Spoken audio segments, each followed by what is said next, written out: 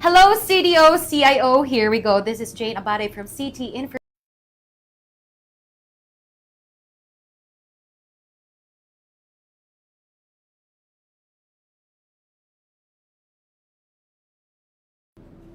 Hello, CDO, CIO. Here we go. This is Jane Abade from CT Information Office, and all the information and updates are brought to you under the leadership of City Mayor Rolando Clarix Uy with the support of our City Information Officers, Jade Adicer and Ian Fuentes. Maayong buntag kaninyong tanan. This is a special edition or special episode for Department in Focus. Kay kauban nato ang mga kinagwapahan ng mga lideres at the same time candidates nato ipakita in just a little bit. So, welcome to the show. And syempre, hello sa atong mga tigpaminaw over Strong Radio and to our live viewers and City Information Facebook page. So, aniya na ako na ipailayla itong mga kauban at itong mga guests right now. We have the co-chair for Miss CDO or Miss Cagayan de Oro 2025, City Councilor Gigi Go.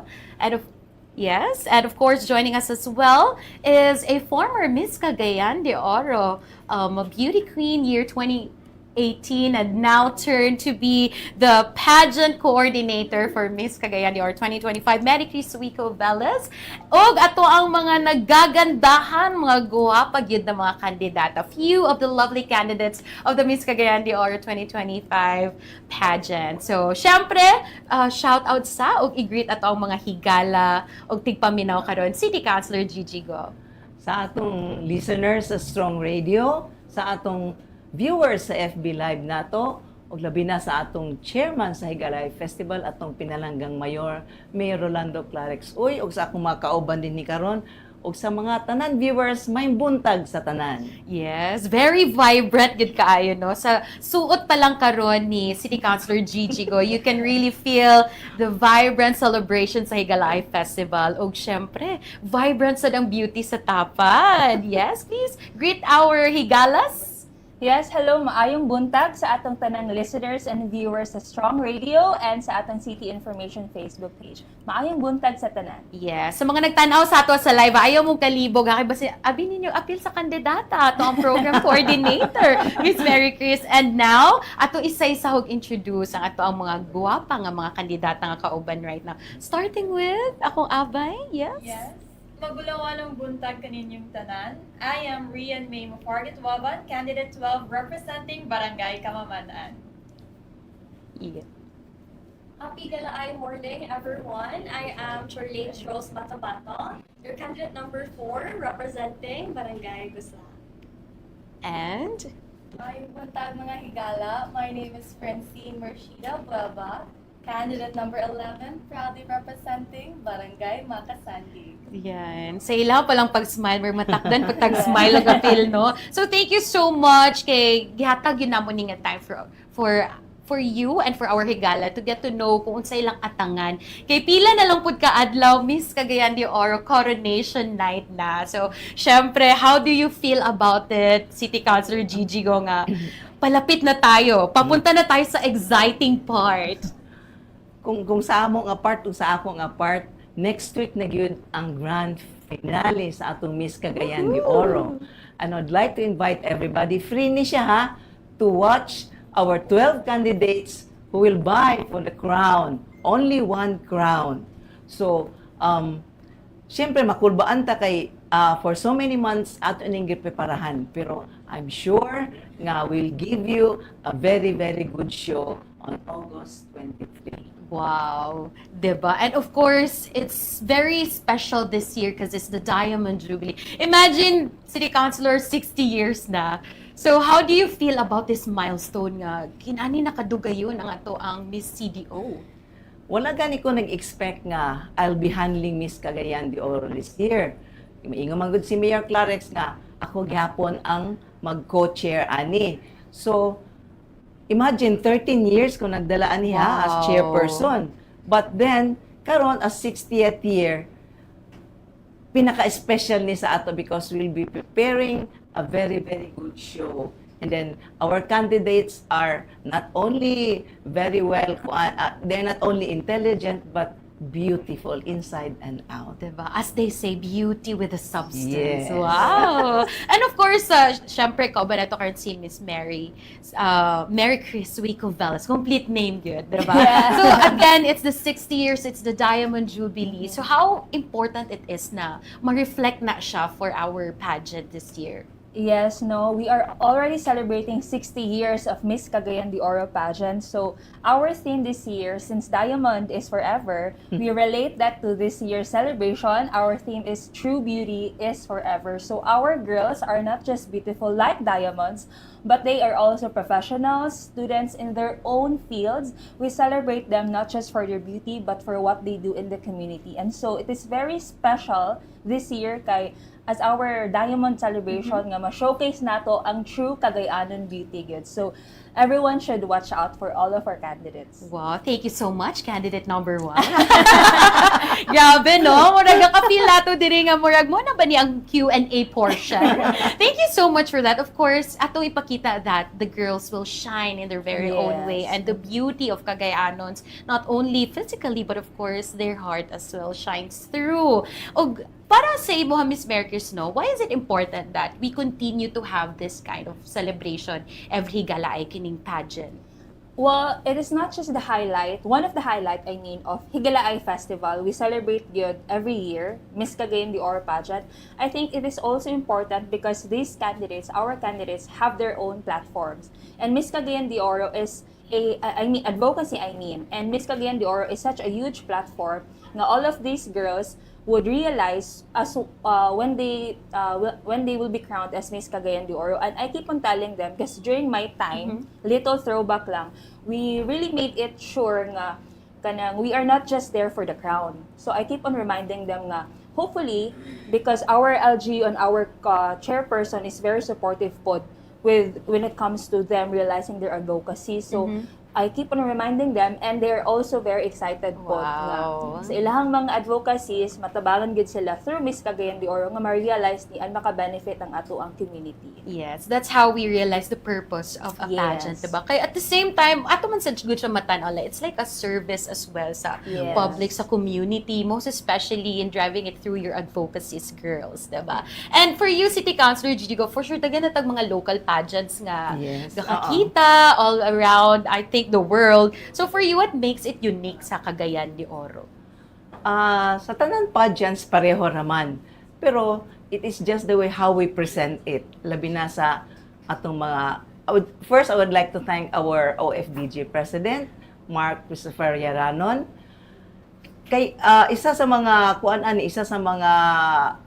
highlights ani is labi na ang gown competition. Yes. Mo gina ma-feature na itong mga local designers. Yes. Dinya nila ma-showcase ang ilang talent through our candidates. Yes, diba? Okay. I think it's one of the edge ni Miss Yes. CDO, no, na featured featured yun ang every local artist here in Mindanao, in Cagayan de Oro City. Yes. So speaking of the prelims, sa gowns na hinato ng natuman, actually apilang swimwear, the sponsors visit. So as a pageant coordinator, Miss Merkis, kamusta man? How do you manage ang mga lakaw sa ato ang mga girls, mga candidates? Actually, roller coaster gid kayo ang activities sa Miss Cagayan de Oro, starting with screening, as you mentioned, the press presentation, the recently concluded prelims, and the pageant finale. In between, naapagin na sila yung mga pocket events, kani mga guesting and sponsors visit. So,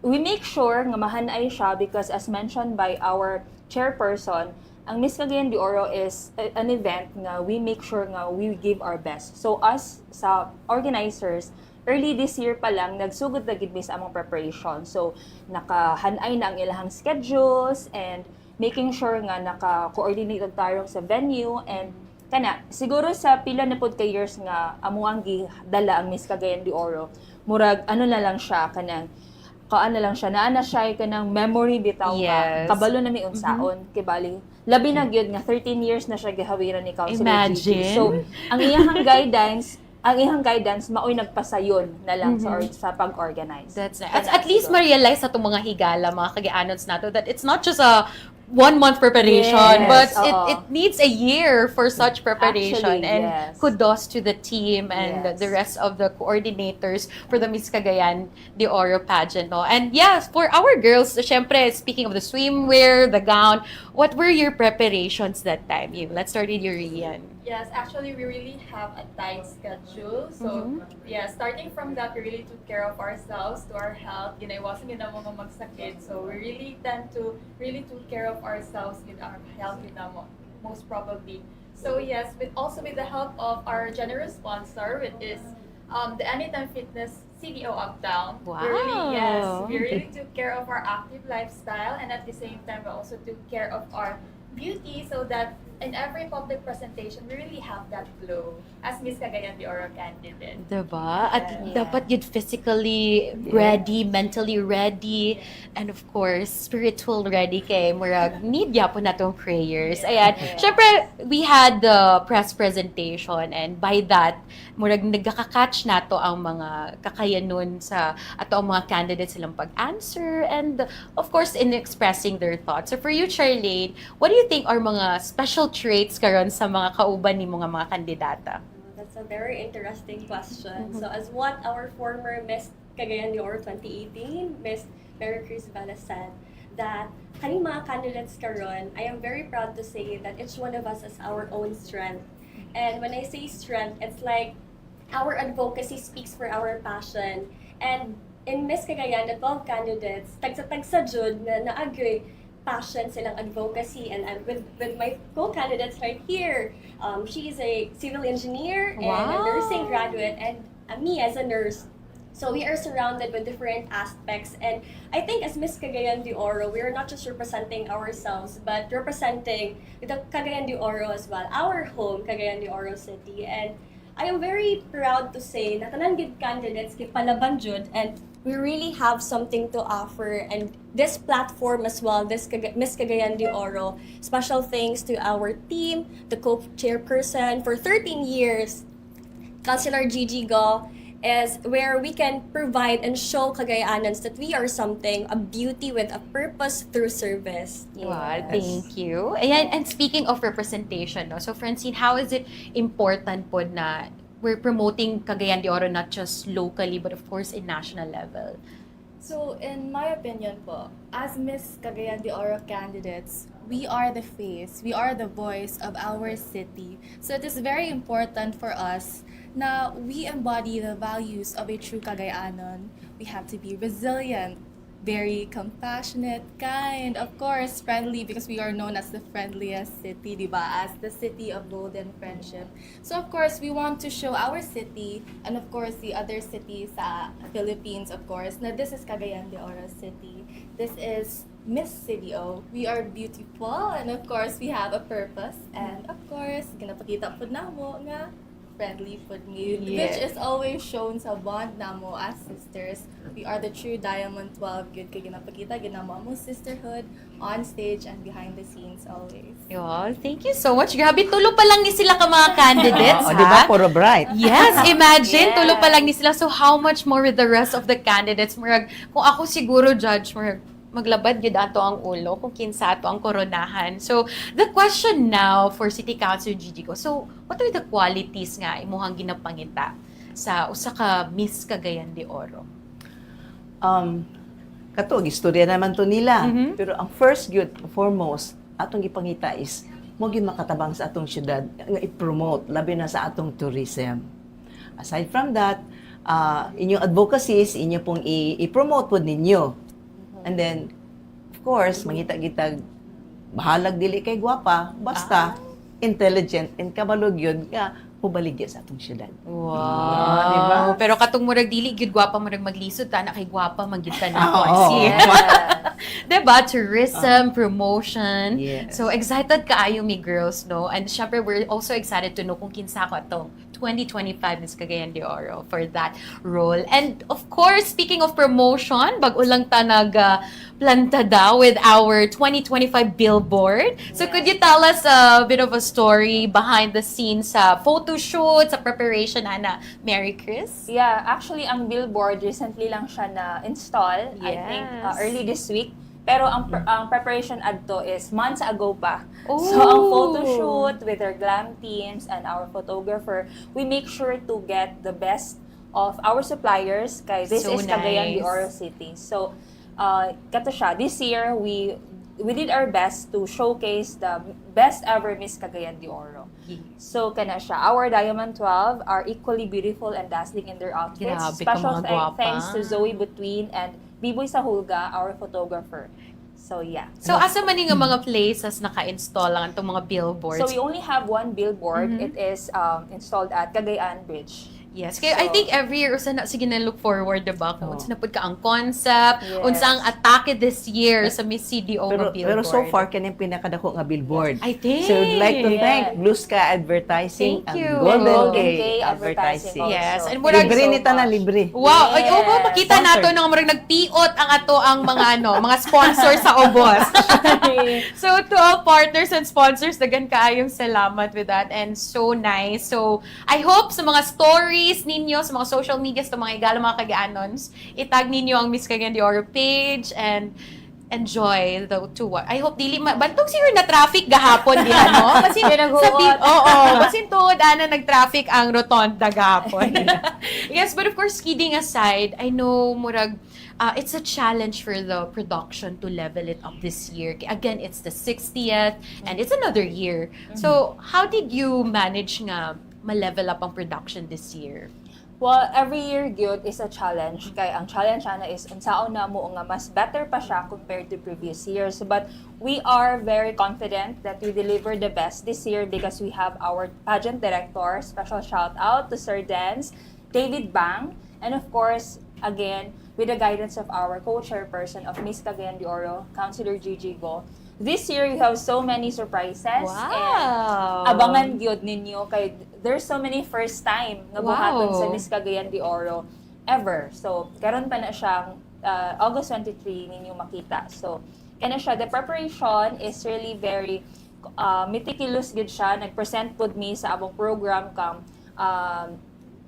Sir Marky Halapadan sa City Tourism Office. We make sure nga hand in hand, we're working with the City Tourism Office para mas bongga gyud ang atong Miss Cagayan de Oro karon o abangan gyud siya sa every higalas. Yeah, so actually, we can't wait. Di ba Reveal, nagkitahulat, reveal. diba? Pwede ba? Dapat yung mga Okay. pa-teaser, namin mga revelation nga maka-excite sa itong mga higalang Cagayanon. So, especially with of course, the production, kaabang-abang. Siyempre, atong mga judges baka ha, or kinsa atong mga guest serenade, mga serenade performers. So, eto na.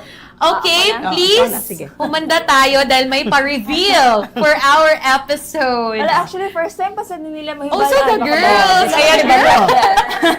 Eto na. Yes, as mentioned, daghan tag first time karon. So first time nga buhaton sa Miss Cagayan de Oro nga only 3 kabuok ang judges nato for the coronation night. And all these 3 people are national beauty queens. So we have Bea Gomez, Miss Universe Philippines 2021, Hannah Arnold, Bilibining Pilipinas International 2021, and Pauline Amelings. She also represented Philippines in Miss Supranational Pageant. Grabe. And aside from our beauty queens, we also have our serenader. We have Tony Labrusca and Raven O'Malley from ABS-CBN. OMG, girls! Yes. Murag wala nakalito ka mga girls pagdungog nila sa, I think, one of the most exciting or the number of judges nato this year. Yes, only Di ba 3. kinaanan to like a long Daghan, table, yes. long array of judges. So, this year are the mga prominent, not only national title holders, but international title holders. So, what's your initial reaction, girls? Charlene, how do you feel about it? Really, I feel so, still in shock. I'm very happy because we all know this is our diamond year, so we're prepared jud kaayo and everyone is so excited about it. And yeah, I'm so excited. Looking forward 10 more days or 9 more days. Yes. And see you all, Cagayanans. This is our celebration, not just glamorous looks and beauty, but this is our Higala Eye Festival. Yes. How about you, Francine? Excited na ba ka nga makantahan ni Tony Labrusca ni Raven? Yeah, of course. And siguro sa tanan, I'm very excited to show what we all prepared for. the girls and I, grabe gid ang preparation for this. Kay aside sa it is one of the highlights of our festival, it is the 60th year of Miss CDO. So there's a lot of pressure on our shoulders na we have to give our best always. Pero we are very grateful for, of course, our Queen Mother for always reminding Queen Mother ng title karon. From Miss Cagayan to Queen Mother. Yeah. Very hands-on, no? She always reminds us to have fun on stage. So somehow, our Queen Mother always lifts the pressure off. Good. We're very grateful for her. Aww, happy birthday! Birthday day niya today! Yeah, pero, syempre, no, aside from that, kini sila itong mga kandidata are actually some are working, some are students. So, Rian, karon nga paduol na ang pageant. So, kamusta ba imong pag-manage sa imong schedule? And of course, excited ba ka knowing na tulo lang ang judges? And of course, ang mga mag-serenade sa inyo, ha? Yes, actually, a lot of the girls are currently a student, and most of them are also a graduate and also an employed person. But amidst all of the busy schedule of Miss Cagayan de Oro, we really manage our time, and we are really committed in the Miss Cagayan de Oro schedule itself. And right now, upon hearing Miss Mary, grabe namang pressure kay syempre dili basta-basta ang judge. Yes. They are not just national beauty pageant holder but also international. And now that hearing that, I am also excited. I am looking forward for what the Miss Cagayan de Oro will present, not just to Cagayan de Oro City but also to the Philippines. Grabe na yun ni. Murag kakulbaan ako ani nga year kay ang mga answers, di ba si Attorney Palan sa likod, grabe yun ya. Mismo siya ka-impress of how our candidates deliver. O ato ang mga kauban diri behind the scene, dagko ilang mga smile. Syempre no, right here sa City Information Office, nami ginatawag na Slam Book Challenge. Ayan. So syempre, kani no-brainer ani nga mga questions. Sayon lang ni nga mga pautan because of course after our discussion with Miss Cagayan, for sure excited na ang tanan, but we're also excited na amo mong i-challenge with our Slam Book. So magbunot lang og isa ka piece of paper and then Isa ra ka bo? isa lang. Tagsatag sa mi o kami na. Ikaw, sige. Ikaw first, City Councilor. Please pakibasa sa question. Unforgettable funny moments during childhood that you can proudly share. Ay, sa akong childhood, during my high school days, I considered entering the convent. Oh. Yes. Isa gina sa akong mga kanang damgo nga makasermi ko sa Ginoo, pero probably it's not for me kay niabot ko karon. I'm also serving not only the Lord but to the people. Diba? Cagayan It's de more of a Oro. bigger, meaningful purpose. Yes. Diba? At least we get to know that on the other side of City Councilor Gigi Go. And then now to our Mother Queen. Queen Mother. Queen So, Mother. what part of the human body did you find attractive? Of course, the smile. Oh. Pa-close up sa smile, be. Yeah, smile ha. Uh, Well, their smiles are all attractive, and I think that's very beautiful. And Francine. So my question is, what are the top 3 things you always have in your bag? So this is something na makarelate din tanan. Actually, this is funny. Kaya ang top 3 yun na dapat nasa mong bag, powder, brush, and blush. Kaya dapat yun fresh. Powder, brush. Dapat yun i-reminded me always na you have to look presentable, you have to look pretty. Kaya of course, like I said, we are not only representing our barangays, but we are to represent our city in the future. So dapat we should be a shining beacon of Cagayan de Oro City. Yes, and I think with your schedules na always on the go, always on the Gigi Oh, Go! With your Gigi schedule na always on the go, Gigi Go, murag dapat ready yun ang pack, Yes. diba? Powder, blush, and brush. Yes. Perfect. And Charlene, sa'yo mo ang slam book question? So it says, can you sing a line from your favorite song? Oh, kantahan tayo. I'm not a singer, but I would like to share my favorite song, which is Confidence by Sancton Trail.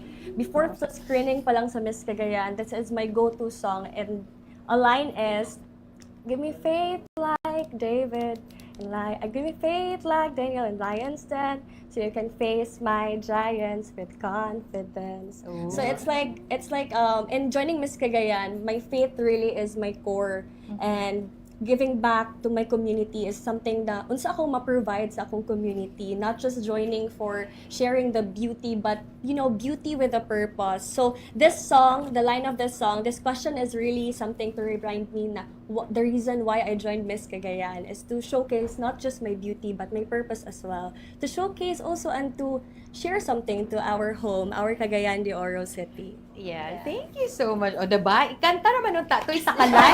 Ganun pa rin, grabe na yun. Okay, how about you? What's your slam? One thing you can't leave the house without. To be honest, it's my phone. Yes.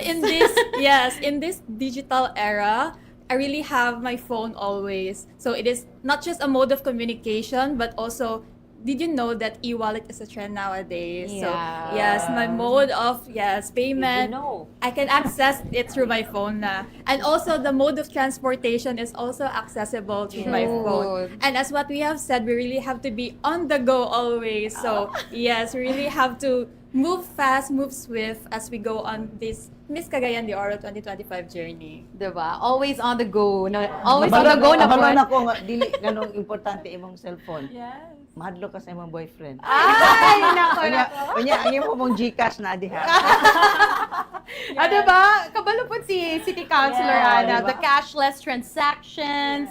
And of course, I think a lot of or almost all of us can relate to that about cellphone, diba? Ayan, so syempre, karon nga na pa may mga nabiling adlaw before the coronation night na. So, unsa pa man, what are the up and coming events nga angay atangan karon nga mga weeks, nga mga days coming? Yeah, I think for the last week of them being a candidate, we reserve it for the rehearsals. Kay it is actually 2 weeks. Nag-start na sila rehearsal this week pa lang. So first time pod ni siya nga ang rehearsal sa BCDO is 2 weeks long. Kay usually 1 week ra gid na siya, pero this year because we really want to deliver the best Miss Cagayan de Oro ever, so kana na lang gyud ang ilang activity so far, ang ilang rehearsals until the pageant night on August 23. Yan. So, anything you would like to thank or asa man maahimong updated ang ato ang mga higala Cagayanon sa mga activities? Yes, please follow our official Miss Cagayan de Oro Facebook page. That's Miss Cagayan de Oro. All of our events, recently we just released our official long gown portraits. So, Wow. gikagubdan sa ito siya sa atong mga netizens. So, all the event posters for Coronation Night will also be posted in our Facebook page. So, yes. And right now, please invite our higala na to watch the coronation night. And of course, if you have someone to thank, greet, shout out, go ahead. So, City Councilor Gigi Go. I would like to invite everybody on August 23 at 7 p.m. at the Limkitkay Atrium Mall sa atong Coronation Night. I would like to thank our City Mayor, Mayor Rolando Clarex Uy, for giving us the opportunity to organize and showcase our 60th Diamond Jubilee of Miss Cagayan de Oro 2025. Wow, about you. Yes, inviting you everyone kay this is a dili lang siya 1 month ka preparation. They always say nga Miss Cagayan de Oro daw kay ngano daw kuno nga taas daw kuno kaayo nga pageant. So it takes months for us to prepare. So we hope nga our higalas would participate and watch our finale on August 23 at the Atrium Limkitkay Mall, because we do not just showcase the 12 lovely candidates on stage, but also what Cagayan de Oro can give to the world and to the universe. Wow. Char, Universe universe. na ba next? And girls, na ba mo'y gusto shout out or special person that you wanna greet? Let's start with you, Rian. Yes, first and foremost, I would really like to thank all the team behind the Miss Cagayan de Oro, our pageant director, pageant coordinator, our pageant choreographer, and also to our co-chairperson, Councilor Gigi Go, and to our beloved Mayor, Mayor Rolando Clarex, for making it possible for Miss Cagayan de Oro 2025 to happen. And also special mention to my glam team and to my core team, which is the Charms and Queens family, to my mentor, Charmel Ibanez Rivera, and also to my hairstylist, Rian Evs, and to my personality development and Q&A coach, Sir Justin Ababacol, and also to all the sponsors who have also shown their support for me. Thank you so much. Wow, Charlene. Okay, so since Rian already thanked all the core of Miss Cagayan de Oro, again, this is not possible without the brilliance of our city councilor, Gigi Go, our pageant director, our beloved city mayor, Lando Clarix Uy, and together with our queens, I would also like to thank the Amalgam team, Sir Rocky, Sir Ian, and Sir Clarky for really making me beautiful today and to also radiate the beauty that I have from within. So thank you so much also to our Higala for supporting us since day one. Na feel good na mo nga supportive good kaayo ang Cagayanans, and in celebration of our Higala Festival, gina-look up good ang Miss Cagayan. So we're very excited to showcase what we can offer. See you on August 23 at Lamkatkay Atrium. So, since my sisters have already thanked the prominent people of the Miss Cagayan de Oro pageant, I would like to personally thank my glam team, of course, Sir Arvin Bantigue, my mentor who has always pushed me to do my very best, and Alea Salao, my hairstylist, my Q&A coaches, Dr. CJ Pasco, and of course, Sir Harry Taneo. I would not be here in front of Cagayan de Oro City if it weren't for your support. Thank you, guys. Yeah, thank you so much, girls. And I think the mentors niyo, mga makeup artists, also forms part of the success of Miss Cagayan de Oro. Kaya syempre, nag-maintain sa beauty, diba? So, thank you as well sa atong mga higala who's working behind the scenes and in support of our candidates, and most especially in support sa ato ang Miss Cagayan de Oro 2025 pageant. So, thank you so much again for your presence today sa ato ang special episode of Department in Focus, and of course, salamat sa ato mga tigpaminaw over Strong Radio. And I know for sure, excited na gyud ang tanan for the coronation night happening on August 23, 2025 sa Limkatkay Atrium. And I hope sa itong mga higalaw, mga Cagayanons, i-sports na nato itong mga upcoming activities for this week and the coming weeks, and for the entire Higala Festival event. So this has been again your Department in Focus with a special edition for 60th Miss Cagayan de Oro 2025. This is Jane Abate from City Information. See you again next week. Thank you. Thank you. Adlaw mga kauban, Happy Higalaay Fiesta. Akong panghinaot sa malipayon ug malinawon nga pagsaulog sa kapistahan sa atong mahal nga patron sa Dakbayan, Senior San Agustin. This year, as we mark the 75th Charter Anniversary of Cagayan de Oro, we celebrate more than just our history. We celebrate our identity as Cagayanons. Proud of our roots, mapasalamaton kita sa atong mga ginikanan, sa mga pundasyon nga ilang gitukod para sa atong dakbayan. Bold in our dreams, isip usa ka moderno ug mauswagon nga syudad, andam kita sa pag-atubang sa kaugmaon. Dili kita mahadlok mangandoy ug mas dako para nga mas maayong kaugmaon sa atong kabatan-unan, sa atong komunidad ug sa atong dakbayan.